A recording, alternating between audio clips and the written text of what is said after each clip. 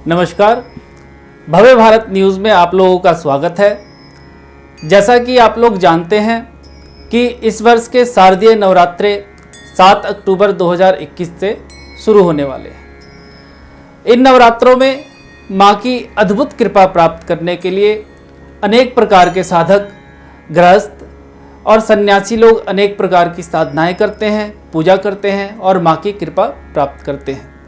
लेकिन अज्ञानवश और पूर्ण पूजा ना करने के कारण हम लोग इस माँ के और इस शारदीय नवरात्रों के पूर्ण रूप से लाभ को नहीं उठा पाते हैं। तो आज हम इसी विषय के बीच में चर्चा करेंगे और ये देखेंगे कि कैसे इस शारदीय नवरात्रे के हम लाभ को उठा सकें और अपने जीवन में सुख और शांति को प्राप्त कर सकें। देखिए साथियों, जैसे कि आप जानते हैं कि जब हम लोग मकान बनाते हैं तो उसका सबसे महत्वपूर्ण आधार होता है नींव। इसी प्रकार से जो भी हम पूजा करते हैं, जो भी आराधना करते हैं, उसका सबसे महत्वपूर्ण और आधार होता है कलश स्थापना।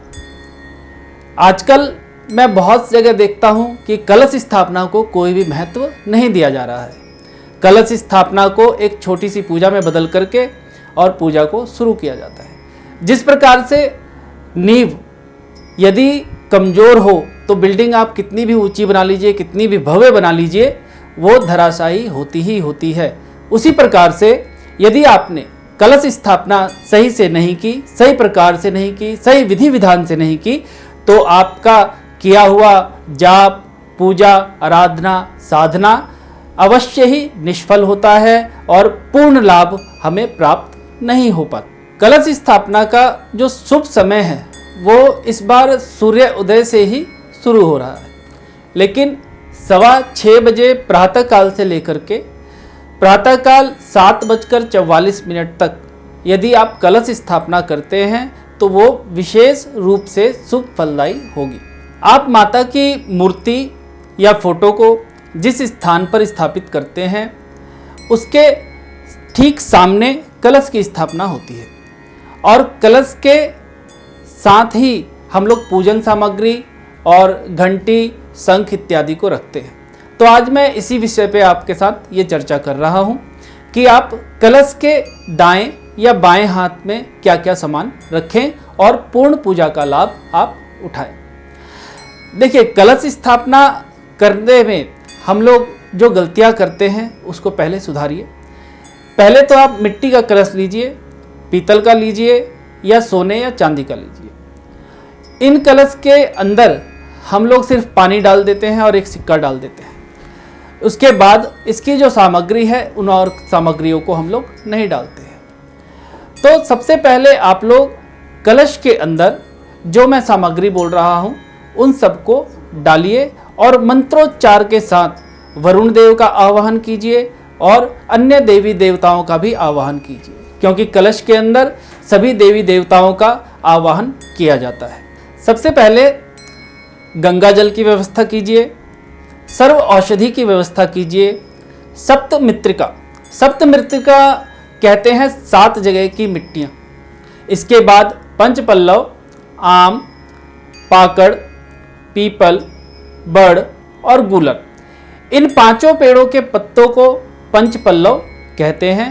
तो यथाशक्ति यदि आपके यहाँ उपलब्ध है तो आप इन 5 पेड़ों के पत्तों को तोड़ के इनका तोरण बनाइए और अपने मुख्य द्वार पर लगाइए और इन्हीं पेड़ों के पत्तों को आप कलश में रख सकते हैं। इसके साथ कलश के अंदर हम लोग 2 सुपारी, 1 तांबे का सिक्का, सर्वौषधि मैं बता चुका हूँ, सप्तमित्रिका यानी 7 प्रकार की मिट्टी और दूब घास, इसको डाल करके हम एक नारियल लेंगे और एक पूर्ण पात्र ढकनी होती है, छोटा सा ढक्कन होता है, उसमें साबुत अक्षत बिना टूटे हुए चावलों को रख के और उसको उसके ऊपर स्थापित करके और कलश में कलावा बांध दीजिए। कलावा बांधने के बाद उसके ऊपर स्वास्तिक शुभ चिन्हों का चिन्हित करके और उसका यथाविधि पूजन करिए। यदि आपके पास पंचपल्लव उपलब्ध ना हो तो आप आम के पत्तों का भी उपयोग कर सकते हैं, क्योंकि आम के पत्ते भी पवित्र माने जाते हैं। अब मैं आपको बताता हूं कि कलश के ऊपर नारियल कैसे रखें। जैसा कि आप लोग जानते हैं कि टीवी में, सीरियल में और अन्य प्रकार के फिल्मों में आजकल एक नया फैशन आया है कि नारियल को खड़ा करके रखते हैं ऐसे। लेकिन नारियल को ऐसे ना रख के उसको लिटा के रखते हैं। जहां उसकी 3 आंखें होती हैं, वो आंखें हमारे मुख के पास होनी चाहिए और उसकी जो पूंछ होती है वो माता के ऊपर होनी चाहिए। या दूसरे शब्दों में कहें तो नारियल का जो हिस्सा पेड़ के तने से लटका होता है, उस हिस्से को हम अपनी तरफ करें और पीछे वाला हिस्सा माता की तरफ। इसे एक चुनरी में या लाल कपड़े में भी आप लपेट के रख सकते हैं। फिर यथाविधि मंत्रोच्चार के साथ आप वरुण देव का आवाहन कीजिए और वरुण देव के साथ अन्य जो देव हैं उनका आवाहन करके यथाविधि पंचोपचार, षोडोपचार या दशोपचार से इसका पूजन कीजिए।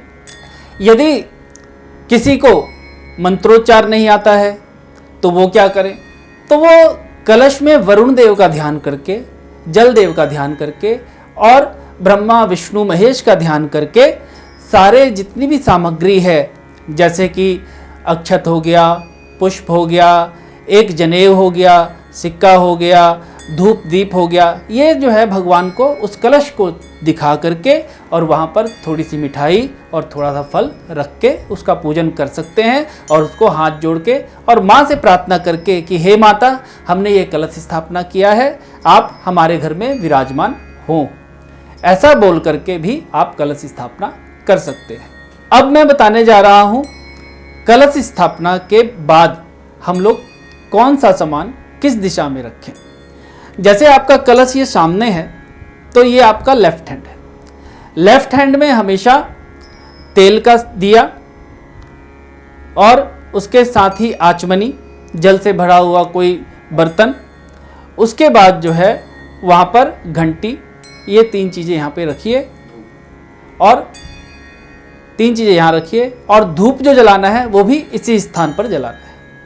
और आपके राइट हैंड साइड में जल से भरा हुआ शंख, उसमें एक पुष्प डाल दीजिए, घी का दिया यहाँ पर जलाइए और इसके बाद थोड़े से फूल और अक्षत भी आप यहाँ पर रख सकते हैं। अब जो मेन सामग्री है उसे एक थाली में सजा करके, अब जो मेन सामग्री है जैसे माता की सामग्री हो गई, श्रृंगार की सामग्री हो गई, साड़ी हो गई, बिछिया हो गई, पाजेब हो गया, नथनी हो गया और सिंदूर हो गया, चूड़ियाँ हो गई, लिपस्टिक हो गया, अन्य जो प्रसाधन है जो सौंदर्य में प्रयोग किए जाते हैं, वो सामग्री आप बीच में रखिए और अखंड ज्योति भी आपको बीच में ही प्रज्वलित करनी है।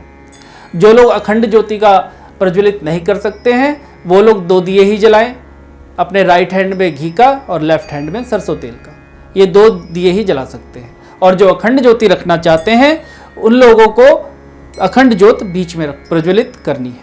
अगर आपके घर में जगह कम है, आप बीच में नहीं रख पाएंगे, तो आपको जहाँ घी का दिया जल रहा है उसी दिशा में यानी राइट हैंड साइड में ही आप अखंड ज्योति रखिए और उसको प्रज्वलित करिए और माँ का ध्यान करिए। माँ के मंत्रोच्चार से, यदि मंत्र आते हैं तो मंत्रोच्चार से उसे प्रज्वलित कीजिए, नहीं तो माता रानी के जयकारे के साथ उसको प्रज्वलित करके रख दीजिए। इस घी के दिए में और तेल के दिए में और अखंड ज्योत के नीचे, इसके नीचे साबुत अक्षत रखने जो आवश्यक होते हैं।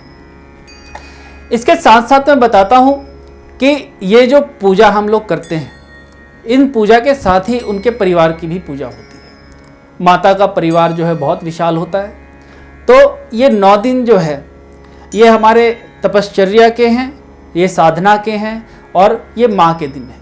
तो इनका पूर्ण लाभ उठाने के लिए हमें षोडश मातृका, 64 योगिनी पूजा और नवग्रह पूजा, ये 3 जो मेन पूजाएं हैं ये अवश्य ही करनी चाहिए। इनकी आप स्थापना करिए या इनके चित्र को भी आप घर में माता के सामने जो है स्थापित कर सकते हैं। जैसे आपका राइट हैंड साइड है तो माता के नीचे वो राइट हैंड साइड में नवग्रह स्थापना कीजिए। बीच में जो है वो आप षोडश मातृका और 64 योगिनी भी षोडश मातृका में पूजी जाती है, तो एक ही वेदी में उसका इस्तेमाल किया जा सकता है। उसके साथ ही नाग नागिन का जो काल होता है उसकी पूजा, ये भी पूजन आप करिए। तो पाठ की जानकारी भी मैं आपको अपने सेकंड वीडियो में यानी इसी वीडियो के पार्ट 2 में मैं दूंगा, उसे भी आप ध्यानपूर्वक देखिए। और पाठ कैसे किया जाए, किस प्रकार किया जाए, कब किया जाए और कितने वक्त में इस पाठ को पूर्ण किया जाए, इसकी जानकारी लीजिए, ताकि आप इस नवरात्रे का, इस शारदीय नवरात्रे का और माँ के आशीर्वाद का भरपूर फायदा उठा सकें। यदि आपको हमारा ये वीडियो पसंद आया तो आप हमारे इस चैनल को लाइक कीजिए, सब्सक्राइब कीजिए और शेयर कीजिए, और नई नई जानकारियों के लिए हमारे साथ बने रहिए। धन्यवाद।